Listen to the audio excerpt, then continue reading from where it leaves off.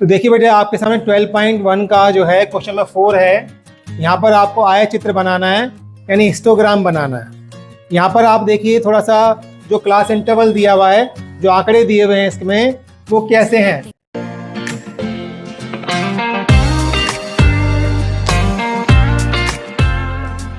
यहाँ पर आप देख रहे हैं 118 है, 126 है और 127 यहाँ पर दिया हुआ है, 135। इससे पहले जो आपने वर्ग अंतराल पढ़ा था उसमें क्या था कि जो इसकी ऊपरी सीमा थी वही इसकी निम्न सीमा थी, जैसे कि 10 से 20, 20 से 30, 30 से 40। लेकिन यहाँ पर ऐसा नहीं है। यहाँ पर ऊपरी सीमा और निम्न सीमा यानी कि अपर लिमिट और लोअर लिमिट दोनों ही क्या हैं, अलग हैं। आप देखेंगे दोनों के अंदर इसमें और इसमें एक का अंतर है। कितने का अंतर है? एक एक का। तो क्या करेंगे, ऐसे आंकड़ों का यदि हमें आयतचित्र बनाना है तो पहले इन आंकड़ों को, इस वर्ग अंतराल को हमें सतत बनाना पड़ेगा। कैसा बनाना पड़ेगा? सतत, यानी कॉन्टिन्यूअस बनाना पड़ेगा। उसमें सतत बनाने का मतलब क्या है कि हमें कुछ ऐसा करना है कि इसमें कुछ ऐसा घटाएं या जमा करें कि इसकी ऊपरी सीमा और निम्न सीमा समान हो जाए। क्या हो जाए? समान। तो आप देखें इन दोनों में कितने का अंतर है? एक एक का अंतर है। जितना अंतर होगा उसका आधा कर दीजिए। एक का आधा करें, कितना आएगा? 0.5। सही है बेटे? तो जो अंतर था उसका आधा करा, यहाँ पर 0.5 आया। तो हम क्या करेंगे, निम्न सीमा में से 0.5 घटाएंगे और ऊपरी सीमा में 0.5 ऐड कर देंगे। ये हर एक में करेंगे। ऐसा करेंगे तो हमारा जो ये वर्ग अंतराल है यह सतत बन जाएगा। देखें 118 में 0.5 माइनस करेंगे तो हमारे पास आएगा 117.5। ऐसे ही 126 के अंदर 0.5 ऐड करेंगे तो क्या बन जाएगा? 126.5 बन जाएगा। ऐसे ही यहाँ पर आप देखें, जब घटाएंगे इसमें से 0.5 तो ये आ जाएगा 126.5 आ गया, और इसमें जमा करेंगे तो क्या बन जाएगा? ये 135.5। समझ में आ रही है बेटे बात? तो आप यहाँ देखें, ये ऊपरी सीमा और निम्न सीमा समान बन गए। ऐसे ही आगे भी होता जाएगा। तो ये क्या होगा? ये होगा हमारा 135.5 प्लस में 144.5,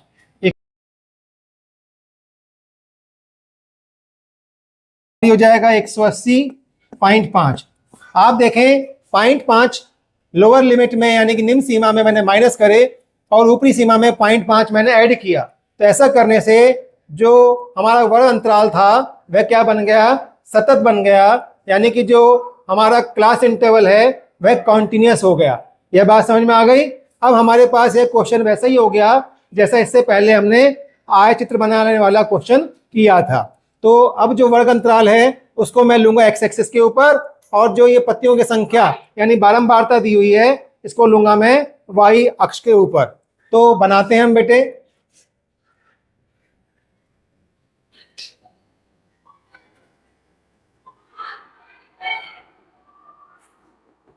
आप देखें, क्योंकि यहां पर जो वर्ग अंतराल है 0 से शुरू नहीं हो रहा तो इसलिए यहां पर निकुंज आएगा। क्या आएगा? निकुंज। निकुंज बोलते हैं इसे, निकुंज। नीचे बोलते हैं किंक। ये किंक बनाएंगे। पहला नंबर क्या है हमारा? ये पहला नंबर है 117.5। तो यहां से शुरू करेंगे 117.5, 117.5।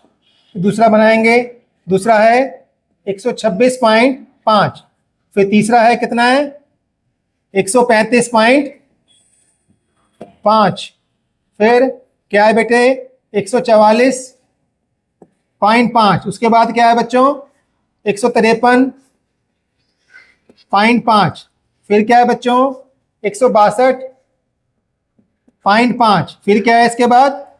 171.5, 171.5, और आई थिंक लास्ट में है 180.5। ये सारे आपके क्लास इंटरवल ले लिया हमने बेटा। देखो 117.5 से 126.5 आ गया, 126.5 से लेकर 135.5 आ गया, 135.5 से 144.5 आ गया, 153.5 से लेकर 162.5 आ गया, एंड सो ऑन। ये हमारा वर्ग अंतराल आ गया बेटे हमारा। अब यहाँ पर आप देख रहे हैं पत्तियों की संख्या जो है 2 से लेकर 12 तक दी हुई है। तो हम एक एक का अंतर ले सकते हैं, चाहे दो भी ले सकते हैं, लेकिन एक एक के अंदर भी हो जाएगा। तो समान दूरी पर मैं ये एक एक का अंतर लेकर मैं यहां मार्किंग करता हूं। 1 2 3 4 5 6 7 8 9 10 11 12। तो 1 2 3 4 5 6 7 8 9 10 11 12। सही है बच्चों। तो हमने क्या पैमाना लिया, लिखते हैं हम क्या पैमाना लिया हमने यहां पर, पैमाना लिखते हैं यहां पर, पैमाना, पैमाने को यहां लिख रहा हूं मैं, लिखना आपको यहां चाहिए लेकिन यहां लिख रहा हूं। एक्स अक्ष पर, यहां पर आप देखिए एक इकाई कितने के बराबर है बेटा, इसमें 9 का अंतर है। कितने का अंतर है? 9 का। इसमें से आप माइनस करेंगे 126.5 में से 117.5 को माइनस करेंगे, कितना आएगा? 9 आएगा। सही है बच्चों। तो एक्स अक्ष पर एक इकाई किसके बराबर? 9 क्या चीज है ये 9 है लंबाई, मिलीमीटर में 9 मिलीमीटर। सही है बच्चों। एक इकाई कितने की है ये? 9 मिलीमीटर, यानी कि 117.5 में 9 ऐड कर देंगे आ जाएगा, फिर 9 ऐड कर देंगे आ जाएगा, यानी कि एक इकाई 9 मिलीमीटर के बराबर है। यहां पर बात समझ में आ रही है। और यहां पर एक इकाई 1 के ही बराबर है। एक्स अक्ष पर ये हो गया, और वाई अक्ष पर एक इकाई हमारी है एक पत्ती के बराबर है। कितनी है? एक पत्ती। पत्तियों की संख्या है तो एक पत्ती यानी 1 लीफ। तो यहां पर ये आ गया लंबाई, ये लंबाई है हमारी, लंबाई है मिलीमीटर में, और ये हमारी पत्तियों की संख्या है, पत्तियों की संख्या। बात समझ में आ गई बच्चों। अब 117.5 से 126.5 में कितनी संख्या है पत्तियों की? 3। तो यहां तक हम एक आयत बनाएंगे जिसकी लंबाई कहां तक होगी बेटा? 3 तक होगी। समझ में आया बेटे। अगला क्या है? 126.5 से 135.5 में कितनी पत्तियां हैं? 5। तो अगले वाला बॉक्स जो है कहां तक बनेगा? 5 तक बनेगा। ये हमने बनाया 5 तक, ये 3, ये 5। बात समझ में आ रही है बच्चों। अगला बॉक्स कहां है? ये है अगला बॉक्स 135 से 144.5। ये कितना है? कहां तक इसकी हाइट होगी बताओ? 9 तक। तो 9 तक लेकर जाएंगे इसे, ये 9 तक ले गए।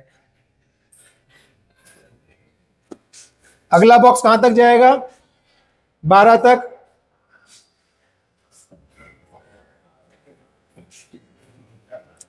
अगला बॉक्स कहां तक जाएगा? 5 तक। ये 12 था, 5 ये रहा हमारा। हाँ भाई, ये 5 है हमारा।